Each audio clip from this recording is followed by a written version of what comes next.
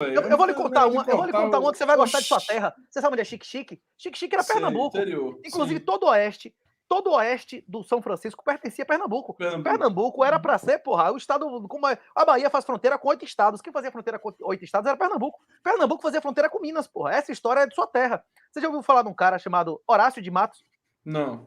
Horácio de Matos foi um cara que tinha um exército particular de 3 mil pessoas de fuzil e dinamite e botou pra fora do Brasil a Coluna Prestes. A Coluna Prestes só foi embora porque estuprou a menina que era sobrinha, não sei o que lá. Tinha uma relação de honra com o cara. Eles foram até dentro da Bolívia, matou o soldado boliviano atrás desses caras. Tem uma história desse Horácio de Matos, que tem um afilhado dele que deflorou a menina. Ele não usou violência nem porra nenhuma, não, mas prometeu casar e tal, não ia casar porra nenhuma, deflorou a menina e se saiu. Aí o pai da menina, que era ligado a um outro cara daquela região, da Chapada ali, chamava Militão, castrou o menino. Só que o menino tinha feito direito em Coimbra. É pior matar ou castrar o cara? É pior. Assim, castrar o cara. Um cara sem filho nem nada, um cara de 60 anos é melhor você castrar. Agora, um cara de 20 e poucos anos é melhor você matar.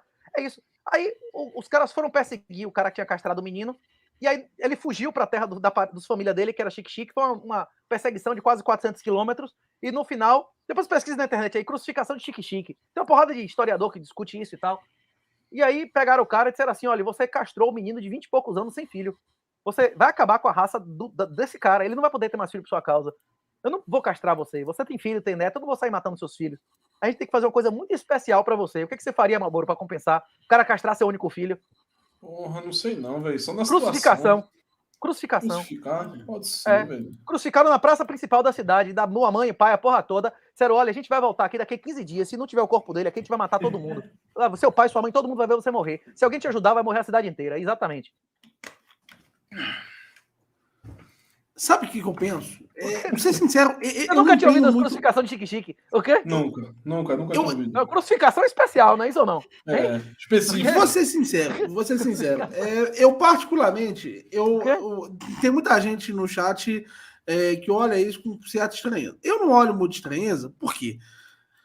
Porque eu particularmente tenho um filho e eu consigo me colocar um pouco no lugar nesse sentido. Eu penso que eu faria coisas que geralmente eu não gostaria que as outras pessoas ouvissem. Na sociedade eu faria, assim. Não vai ter isso. Ninguém vai fazer isso, porque senão ele pode ir para Aranuman e o mercado de mortes vai eliminar o cara e fazer justiça com as próprias mãos. No mercado privado, ele vai procurar um juiz natural, um juiz neutro, alguém que vai dar uma sentença, não é isso? Você concorda comigo, Daniel? Concordo, mas eu digo na favela, eu vou lá, me vingo ou eu procuro o dono da favela? Eu posso matar alguém com certeza, da favela? Com certeza você vai procurar ou um miliciano ou um traficante de questão. Eu moro numa favela controlada. O cara estuprou minha filha, eu vou matar o cara ou vou procurar o dono da favela? Não, com certeza você vai procurar o dono da favela. Eu vou me fuder, não é isso ou não? Não, até porque, assim, se você sair fazendo justiça com as próprias mãos, você pode acabar mexendo com alguém que você não sabe quem é e daí já viu, né? Não, só o fato de ter um defunto ali, alguém chamar a polícia, já quebra o comércio do cara, não é isso ou não? Sim, concordo. Concordo contigo nesse sentido. Mas isso se a polícia entrar, né? Tem isso aí também. Não, isso mas alguém vai ter que buscar o defunto ou não? Tem vezes se que não matar o cara, a família do cara não vai ter que chamar o rabecão? Então, mas tem lugar no Rio de Janeiro que não entra, não. Sim, mas vai ficar o defunto no chão? A própria milícia vai ter que Não, eles tiram. O miliciano tira. Não é custo pro cara ou não? Sim, é custo, concordo. Mas lá que não entra, não. Mas a pergunta é a seguinte, na verdade. Por mais que eu particularmente não seja contrário a essa visão, eu acho que ela tem um componente interessante. Porque a grande pergunta, na verdade, não é sobre o que se faria nesse caso. Né? Porque, na verdade, eu acho que, hipoteticamente, eu faria coisas até piores. A grande pergunta é como fazer essas coisas, dada uma vida concreta, em que você não só não sabe quem é quem, né? Mas mais do que isso, na medida que você interage com as pessoas, ou seja, você pode interagir com alguém que seja que tenha costas quentes, ou você pode acabar pegando um inocente. Então a grande questão é o seguinte: a gente tem um sistema jurídico positivista que ele impede toda tentativa de resolver as coisas de uma forma como era, por exemplo, no Velho Oeste, por exemplo, que você tinha mecanismos de solução em que a comunidade decidia, não, vamos julgar o cara assim. Mas a comunidade não julga. A comunidade aí no Rio de Janeiro não julga. Essa lei aí é soberana no Brasil inteiro ou é só em metade do Brasil ou um terço do Brasil? Isso é uma boa pergunta. Porque o problema central é até que ponto, quando você está morando num lugar, você não está escolhendo, propriamente dito, também como as pessoas vão te tratar naquele lugar. Por exemplo, até que ponto, quando eu estou morando em Copacabana, eu tenho certeza que se o filho da puta for injusto comigo, eu não vou ter que ser julgado por um tribunal estatal. Até que ponto, quando você está fazendo essas coisas, não fica difícil você fazer... Não sei. Só recapitulando. A nossa discussão, a pauta inicial de nossa discussão é como viver com regras morais agoristas em um mundo que ainda existe Estado. Não é essa a nossa discussão ou não? Isso. Essa é a nossa pauta. Sim. Beleza. Para mim, eu me preocupo mais em ser julgado por um tribunal de verdade, do PCC, por exemplo, do que ser julgado pelo tribunal do STF. Porque se eu for ser julgado pelo tribunal do PCC, o tribunal do PCC tem um código penal, inclusive, na internet. Bote aí, Código Penal do PCC. A maioria das penas, sabe? A maioria dos crimes, sabe qual é a pena? Definido pelo ofendido. Definido pelo ofendido. Você já viu isso, Malboro? Não só isso. Marcola é formado, não só é formado em direito, como é formado em filosofia do direito. Você já viu? O quê? O Marcola é formado em filosofia e em direito. Sabe bastante sobre filosofia do direito, inclusive. Por exemplo, talaricagem, você sabe o que é? Sim, todo mundo sabe, eu acho, né? Não, o cara é corno. Tá lá no código. Se o cara não sabe o que é talaricagem, eu acho que ele é corno, velho. Tá lá, é crime no código do PCC. Tá lá no código. Deixou de ser crime em nossa sociedade, mas tá lá. Quando eu tava na faculdade, foi Fernando Henrique que acabou com isso. Mendicância e vadiagem era crime. Um cara que tinha saúde e ficar pedindo dinheiro, você podia dar voz de prisão e levar o cara preso, porque ele tá precisando de corrida de graça, não é isso? Não, ele com certeza tá tá colocando a sociedade numa situação estranha, né? É por isso. E você abordar o cara pedindo dinheiro é um passo do assalto, não é isso ou não?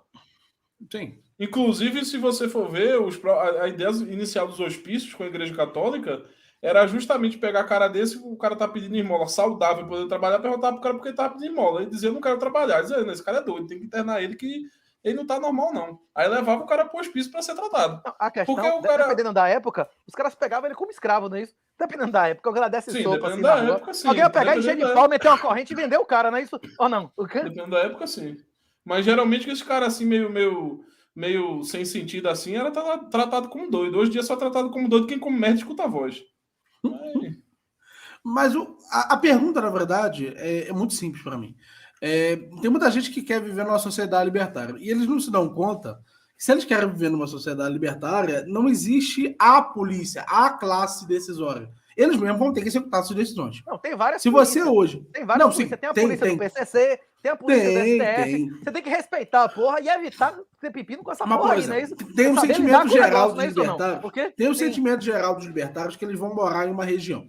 Tem muita gente que diz, vamos escolher uma região, uma fazenda e tal. E eles não se dão conta que, se tiver um roubo, eles vão ter que pegar o cara e meter a porrada no cara. Ou então, saber que eles vão ter que cobrar isso. E a sua segurança, a sua relação com os vizinhos, é uma milícia. Exatamente isso.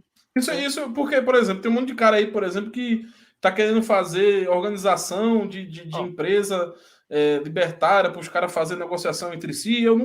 Eu, pessoalmente, eu nunca entendi como é que os caras querem fazer um negócio desse sem ter um tribunal privado para poder resolver qualquer bronca. Porque se o cara pegar e fechar um contrato com outro, aí ele pega o dinheiro e diz assim, não vou fazer não. Tu vai fazer o quê? Tu vai chorar, tu vai reclamar no Facebook, né? Você vai aprender que da próxima vez você não faz contrato com esse scroll. O problema é que... E da próxima vez você não faz contrato com o scroll. Por exemplo, o Alexandre o Grande aprendeu com o pai fazer guerra no estilo grego, porque o pai dele foi criado em Tebas. O pai dele era um colateral de um contrato. Antigamente não tinha contrato sem colateral. Colateral é você botar sua mãe ou seu filho na mão do cara, exatamente. Então, mas é isso que eu tô falando. Se você não tem uma capacidade de força, você não tem nada. Que você tem ali uma promessa você tem mãe, vaga. Tenho, graças a Deus. E se você botava sua mãe como garantia na mão do cara? Não, pô, mas é isso que eu tô dizendo. Pra caralho no cara, o problema é que pra tu poder botar como garantia, tu tem que estabelecer algum poder de força. Porque se tu tem com força, tu tá garantindo. Não, pô, o cara tá com sua mãe na mão dele. Então, ele mas tu tem que deixar em casa com ela. Não, mas esse é o ponto, pô. Esse é justamente o ponto. Se tu não tem capacidade, se tu não tá capaz, um cara que vai abrir uma empresa agora, esse menino aí que tu conhece, pessoal de 23 anos, tu acha que o cara tá com consciência de fazer a mãe dos outros como alguma coisa? É isso que eu tô dizendo. Tem que estudar a história da humanidade. Tem que estudar. Ó, você acredita em Jesus como seu Senhor e Salvador, Malboro? Acredito, graças a Deus. Pois é, Jesus veio dar o exemplo. Jesus é Deus e ele se batizou. Jesus não precisava se batizar, não é isso? Quando Jesus foi se batizar, as perguntas, por que você está se batizando? Você que tinha que me batizar, João Batista diz. Ele diz assim, eu não estou me batizando porque eu preciso, eu estou me batizando porque tudo que eu faço é para dar exemplo, não é isso que Jesus falou? Jesus só pregou depois dos 30. Você só pode ensinar uma coisa que você faça. O homem só é homem depois dos 30. Biologicamente, fisiologicamente, o córtex pré-frontal não está formado, porra. O cara antes dos 30, ele só vai fazer besteira, porra, é uma criança. Como a mulher tá pronta com 12 anos, por isso que Maria estava grávida já com 12 anos. A Bíblia, tudo que está na Bíblia é a demonstração da verdade absoluta de como a gente deve viver isso. Mas falta um pouquinho de história nesse ponto aí também, né? Tem algumas formações ao longo da história de pessoas que foram consideradas homens e não tinham 30 anos ainda, né? Porra, bicho, assumiam riscos. Por exemplo, Alexandre, que você quer falar? Alexandre matou 70% do exército dele fazendo merda aí, só por causa fazendo merdas que não tinha nenhum ganho, atravessando o deserto. A maioria dos soldados que morreram foi pra ele, o ego dele, assumindo riscos e Não, eu concordo plenamente. Eu concordo plenamente. É porque o que eu tô falando é o seguinte: o problema é que tá pegando referências ainda mais históricas e cristãs, e a gente sabe que hoje, tu mesmo falou aí no começo, que a população brasileira em média é moron. Então, se tu acredita que a população média brasileira é moron, tu não pode acreditar que um cara ali que vai entrar num negócio desse de empresa de 23, 25 anos não vai ser um moron também, né? Então tem toda essa questão.